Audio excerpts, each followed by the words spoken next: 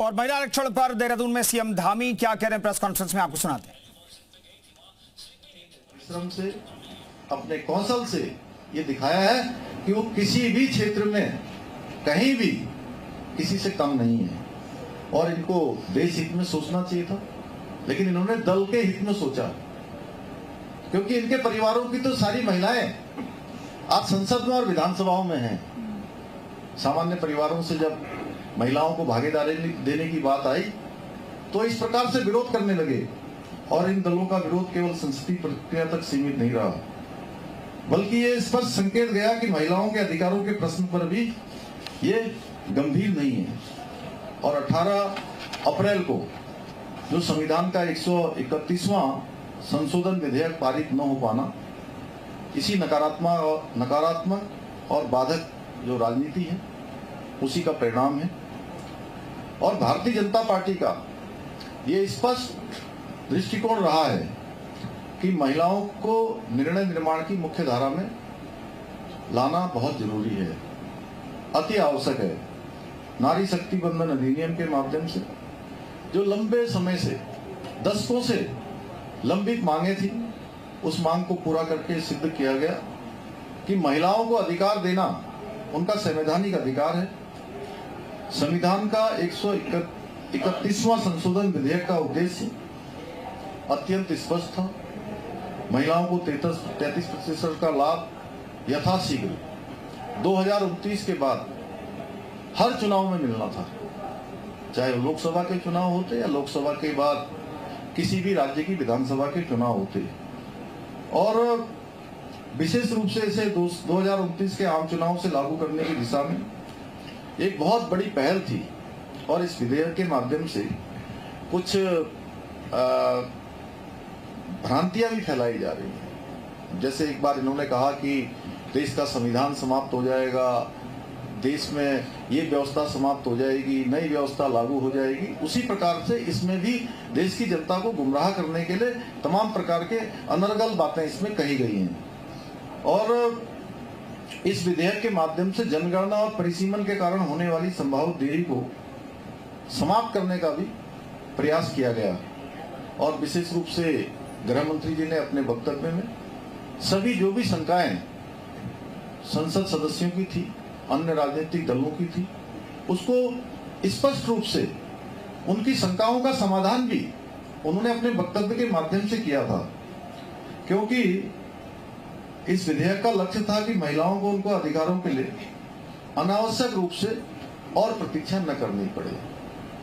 लंबा कालखंड हो गया, इसके विपरीत कांग्रेस और उसके सहयोगी दलों ने तमाम प्रकार की आपत्तियां लगा दी कि टेक्निकल प्रॉब्लम है और प्रतिक्रियात्मक बहानों के माध्यम से इस पूरी प्रक्रिया को बाधित करने का काम किया, झूठे तर्क फैलाए, भ्रम फैलाया और महत्वपूर्ण जो विषय था उसको राजनीतिक विवाद का रूप देने का प्रयास किया। जैसे परिसीमन को लेकर इनके द्वारा जो आशंकाएं व्यक्त की गई वो तथ्यों पर आधारित नहीं है। और परिसीमन एक संवैधानिक दायित्व है जिसका उद्देश्य जनसंख्या के अनुरूप संतुलित और न्याय संगत प्रतिनिधित्व सुनिश्चित करना है।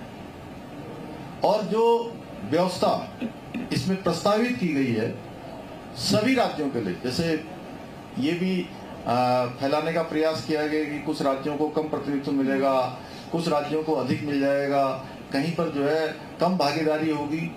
तो इसमें सभी राज्यों के लिए समान अनुपात में सीटों की वृद्धि का प्रावधान था। इससे किसी भी राज्य को कोई नुकसान नहीं हो रहा था। विशेषकर जो उन्होंने दक्षिण भारत में कहा कि दक्षिण भारत में सीटें कम हो जाएंगी, तो उनके हितों पर भी कोई प्रतिकूल प्रभाव नहीं पड़ रहा था।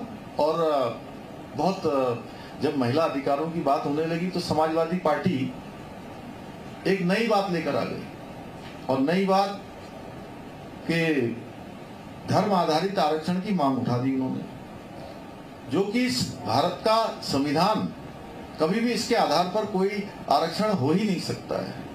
भारत के संविधान में कहीं कोई प्रावधान नहीं है कि धर्म के आधार पर कोई आरक्षण होगा, बल्कि यह मूल मुद्दे से जो ध्यान भटाना था उसका प्रयास था।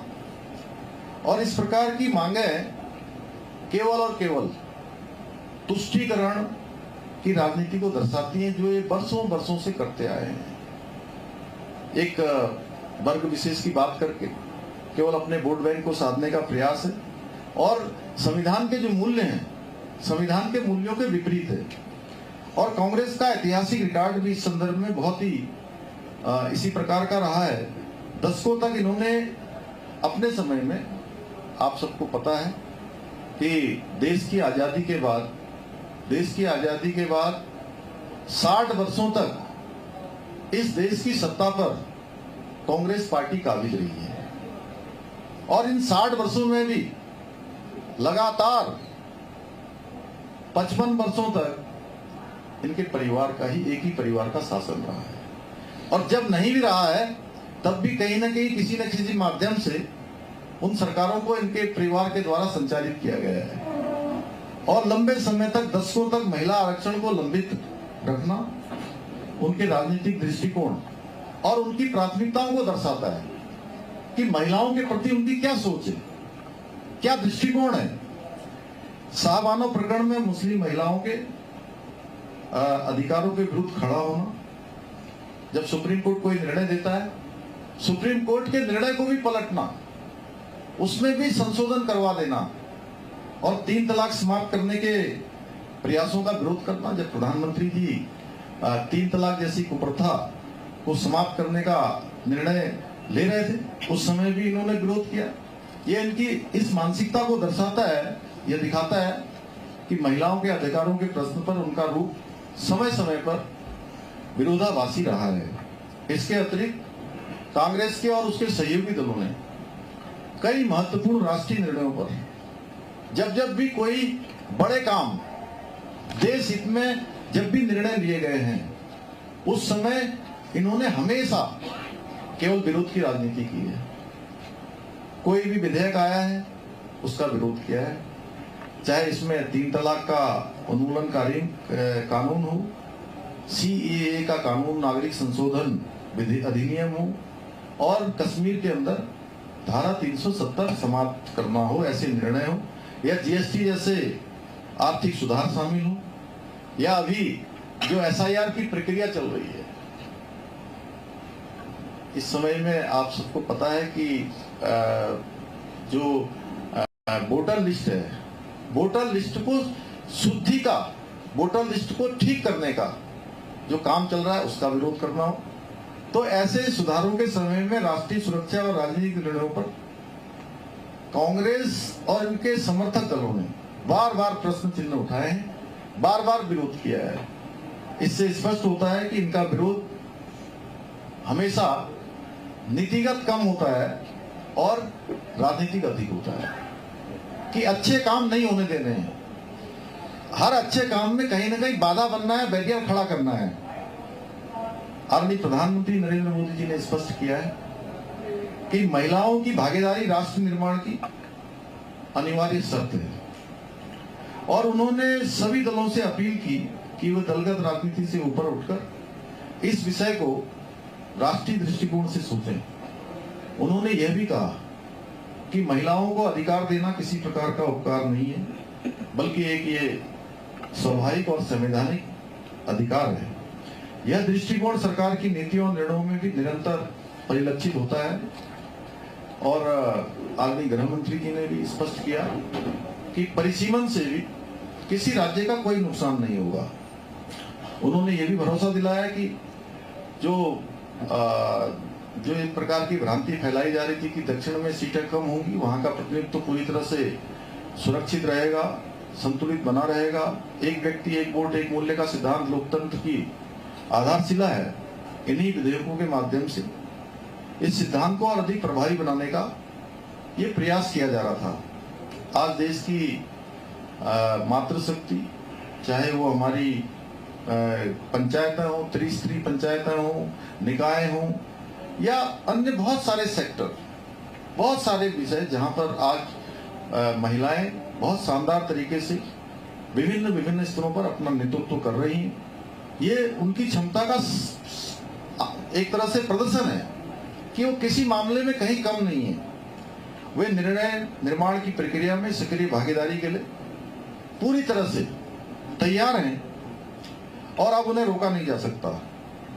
और उत्तराखंड के परिप्रेक्ष्य में तो मैं हमेशा कहता हूं कि हमारे राज्य उत्तराखंड में जिस प्रकार की चुनौतियां हैं, जिस प्रकार की परेशानियां हैं, जिस प्रकार के अभाव हैं, उन अभावों में हमारी मातृशक्ति अपनी संकल्प शक्ति के आधार पर, अपने परिश्रम से, अपने कौशल से वो लगातार आगे बढ़ रही है।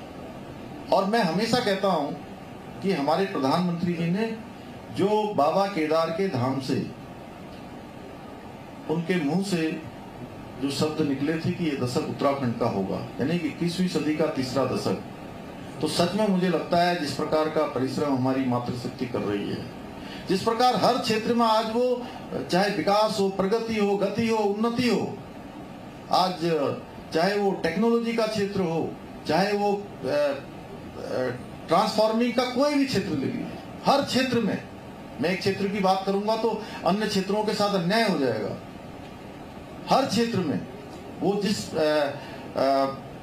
जिस कौशल के साथ काम कर रही हैं, सच में वो एक ध्वजवाहक के रूप में काम कर रही हैं। और मेरा दृढ़ विश्वास हो गया है कि 21वीं सदी के तीसरे दशक को उत्तराखंड का दशक बनाने का काम उत्तराखंड की मातृशक्ति करने वाली है, हर क्षेत्र में। और यहाँ के परिप्रेक्ष्य में राज्य निर्माण की बात हो तो राज्य निर्माण का पूरा आंदोलन मातृशक्ति ने उसको राज्य निर्माण होने तक लगातार जारी रखा, लगातार उसको शक्ति देने का काम किया। चाहे वो खटीमा का गोलीकांड हो, मसूरी का गोलीकांड हो, या रामपुर तिराहा मुजफ्फरनगर का कांड हो, सारे कांडों में हमारी मातृशक्ति ने पूरे देश को हिलाने का काम किया। राज्य को प्राप्ति दिलवाने का बहुत बड़ा प्रयास उनके माध्यम से किया गया। और यहाँ के पारिवारिक, सामाजिक, आर्थिक जीवन में मातृशक्ति का जो योगदान है वो अतुलनीय है। किस प्रकार से वो घर चलाती हैं, परिवार चलाती हैं, किस प्रकार से जो है यहाँ की व्यवस्था को संचालित कर रही है, पूरे तंत्र को चलाने में वो एक धुरी की तरह काम करती हैं। अगर ये संविधान संशोधन विधेयक पारित हो जाता तो मातृशक्ति को राजनीतिक रूप से सशक्त और नीति निर्माण में उनकी मजबूत भागीदारी सुनिश्चित होती। ऐसे समय में उनके संवैधानिक अधिकारों को टालना केवल विधायी नहीं बल्कि सामाजिक प्रगति में भी बाधा उत्पन्न करना है। ये देश की आधी आबादी के साथ अन्याय के समान है और इसका व्यापक प्रभाव लोकतांत्रिक ढांचे पर पड़ता है।